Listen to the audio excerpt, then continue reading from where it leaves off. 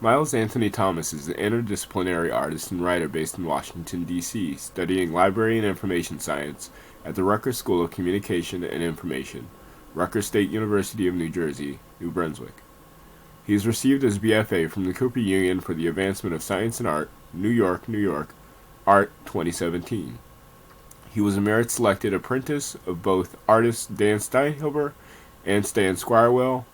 Awards, scholarships, and acknowledgement include the 2021 MLIS and PhD Student Support Fund, Rutgers University, New Brunswick, Pietro and Alfreda Montana Prize for Excellence, the Cooper Union, New York, New York, 2017, Cooper Union 4-year full tuition scholarship, the Cooper Union, New York, New York, 2015, Anderson Ranch Arts Residency, full scholarship, Snowmass, Colorado, 2012 and 2010.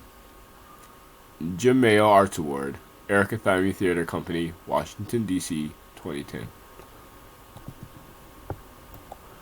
Here's his art page, and a little about him.